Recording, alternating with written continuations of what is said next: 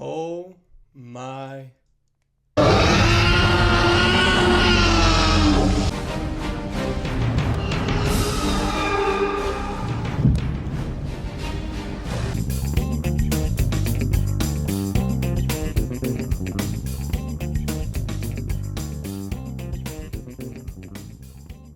Hey everyone, what's going on? Back with a brand new book review. Today I'm diving into a book which has been on my TBR list for quite some time. I have read the first book in this series. We are going to be talking about book 2 by Michael Crichton, The Lost World. Obviously from the intro you could tell what we were going to be diving into today, but I am very excited to talk about this because I'm not only going to be talking about the book itself and how I really enjoyed it and all the stuff, within it without giving spoilers away. But I'm also going to be talking about how there's a huge, and I mean a huge difference between the book and the movie. Would you like to see? Yeah. So for those who've actually seen the Jurassic Park movies, and I'm talking about the very first one and The Lost World and even the third one, there's big differences from the book and the movies. So we are going to talk about that later in this video, but I want to dive into right with the juicy stuff of this book. I love Michael Crichton, love how he writes. It's very quick paced, great author, and sadly, how he passed away, I mean, just of the cancer and stuff. Obviously, that was many years ago, but his stuff is still living on today. And I like to mention really quickly before we dive into the book review. So Michael Crichton actually didn't plan on making a sequel to Jurassic Park, but after the filming of the first movie, so back in, I believe, 1993 when the movie came out, after the first Jurassic Park movie was made and was such a big box office hit, and obviously Jurassic Park was directed by the famous and known director Steven Spielberg, and actually Spielberg reached out to Crichton and actually asked him, hey, you should be making a sequel to this. So kind of pushing Crichton into the way to make the sequel, and not long after that, Crichton got onto it, making the sequel, and that's how we have The Lost World. So in The Lost World, after surviving the miraculous disaster that happened at Jurassic Park, go faster. We are following the main protagonist, Ian Malcolm. Now, with Ian Malcolm, if you know the movies, you know he's played by Jeff Goldblum.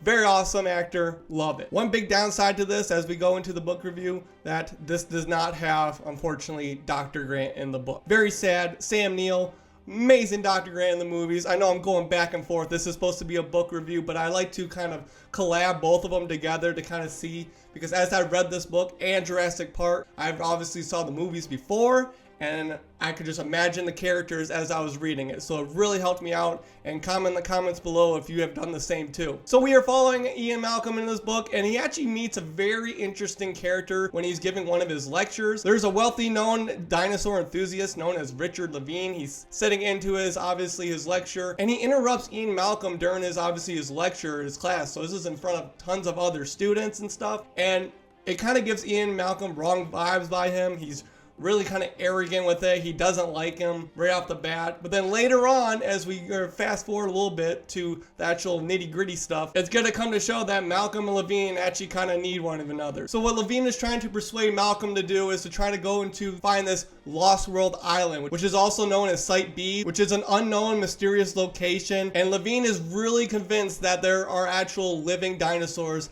on this Lost World Island, or this unknown territory. So from the first book, they're actually on the island of Isla Sorna, but in book 2, The Lost World, they are going to the island known as Isla Nublar. So fast forwarding, Levine actually mysteriously disappears and no one has contact of him, but then there's certain contact that gets a radio call that's actually made by one of the other side characters in the book. That's a very strong signal, and they get a signal from him trying to locate Levine's location and finding which island that he is on. So once Malcolm assembles his team and he gets the people that he needs to go, where the readings coming from the radio pickup of Levine's radio, and it is on, again, Isla Nublar. Now at the same time, when they're on the island, obviously you have to have an antagonist with this book. Louis Dodgson is actually a geneticist that's at Biosyn. So Biosyn, where he actually works at, is actually InGen's arch rival. So as Malcolm and his crew have actually arrived on the island, Dodgson is actually back wherever, I forget the location is. He's getting on the boat. And actually, one other person has to try to get to the island, and that is Sarah Harding, who is actually a very close friend of Ian Malcolm's. Sarah! Sarah Harding! How many Sarahs do you think are on this island? Sarah!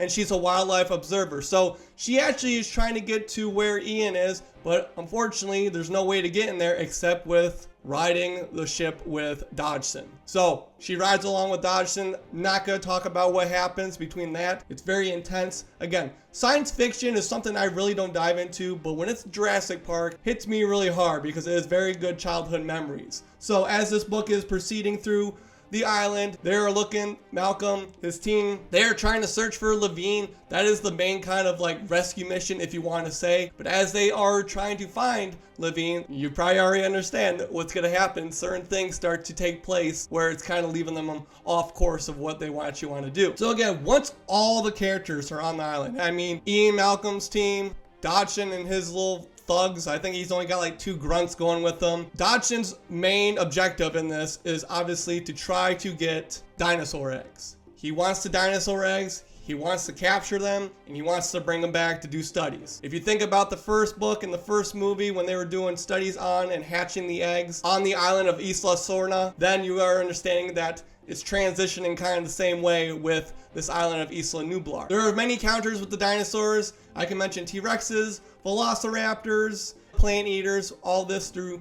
You're gonna know once you read both Jurassic Park and The Lost World. It is a crazy and amazing journey between both of these books. But focusing on The Lost World, now obviously it's science fiction, but there's really interesting kind of like scientific terms and the mentioning of obviously archaeology, paleontologists, the different science behind dinosaurs, the reason why they became extinct. Reading throughout this whole book, and it's just under 400 pages, so it is actually a decent sized book, but for those readers who actually can just get through it, which I got through this in like 3 or 4 days. It is a great book. I highly recommend it. 5 stars, just like I did for Jurassic Park. And I mentioned, if you have not seen my Jurassic Park video, I will leave obviously the link within this video or in the description below. So be sure to check that out as well. I love this. Very intense, fast paced, as I mentioned, like a broken record. But big thing to talk about with this. Huge, and I mean huge difference between the Lost World movie and Michael Crichton's novel. Okay, so first big difference is setting. I can't really go into obviously the setting if you have not seen the movie or read the book, but as I mentioned, they are on the island Isla Nublar, and the big difference is between the book and the movie is that the book, they stay on the damn island. The movie, it changes to a different location. I can't say it, but if you know what I mean,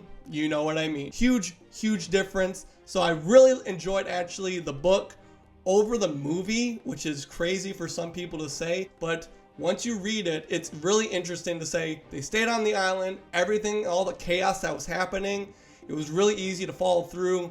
And even with the movie, I know you could see it and watch what's happening, but come to think of it, now I'm thinking back to the movie, it's kind of silly when they changed locations.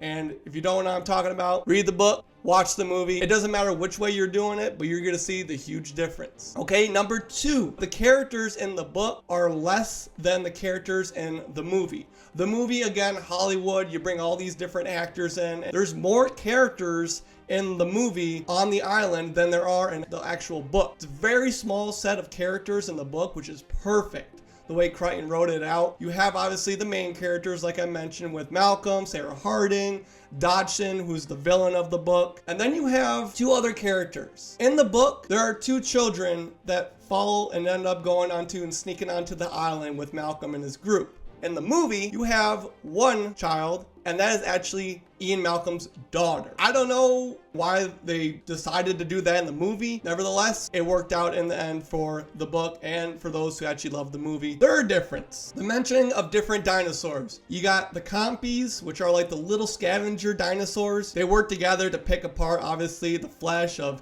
decaying animals or even live animals or humans for that matter. Those are in the book as well and in the movie. The different interactions with the dinosaurs. But as Ian Malcolm's team is on the island and they interact with the different dinosaurs, they are trying to find a way off the island. Finding a way off the island, another big difference in the book and the movie. But once you get to the end of the book, you're gonna realize that the way they get off the island is how it transitions right into obviously the end of the book. Again, it's really hard to not give away spoilers, but in the movie, as they basically change settings, the way the movie ends, it's I really don't know. I haven't really thought about the movie until I've read this book, and I'm just like, it started off so great, but then after, I'm just like, why? Like, just why? Just stay on Isla Nublar and we'll be good. So again, those are some of the differences I've noticed that in the book and in the movie. If there are any other differences or similarities that you want to mention, please comment in the comments below. I know I'm missing a lot of it. I'm kind of going over just the basics and the main part of the differences between the book and the movie. But again, overall, I love this book. I love both of them. Great stories. And again, if you have not read the Jurassic Park books, I highly recommend you go out and check them out. You will not be disappointed, especially if you are a dinosaur lover. Which, again, going back to my childhood, very nostalgic. All right, that is it, everyone.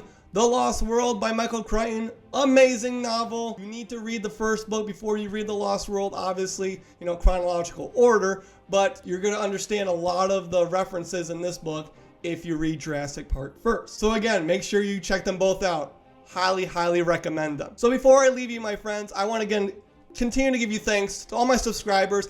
I am 2 subscribers away from 800 subscribers. That is amazing. The reason I started this channel back in the, 2022, 2021, I can't really remember off the top of my head. I wanted to interact with people who love the 2 big things I love in this world: reading and music. And again, that's why I actually collabed it to make books and music. So again, I want everyone to give me their feedback as much as they want to what books I should read, what books I should talk about, what music reactions I should do. And I want to thank everyone who's actually keeps doing that, keeps suggesting stuff. Remember, when you comment, I comment right back. I'm very engaged with my audience, my subscribers, and again, I can't thank you all enough. So please keep sharing the love, keep spreading it. So after I've finished reading the 3 books, which you can see right on that little side table, there are no books left.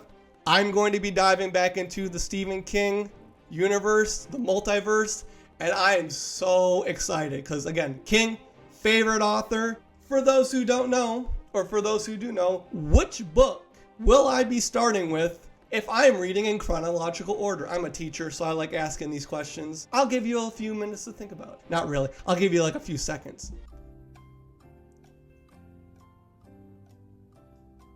All right. If you said Carrie, you are correct.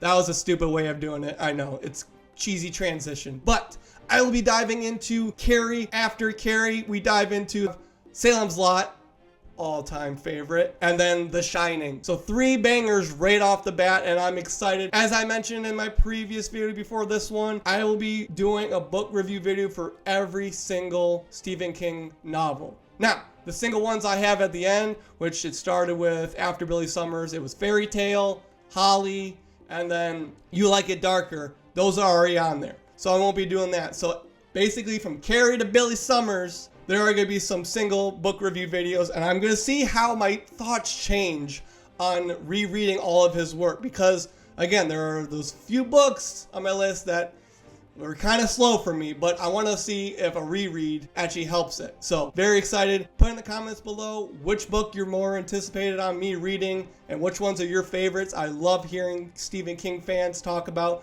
which ones they love and which ones they don't. So again, fill up those comments from this video. I'm very excited to hear what you are going to talk about and what you want to mention, which ones are your favorites or your not so favorites. So like I always say, my friends, please read your book cover to cover. We'll see y'all later.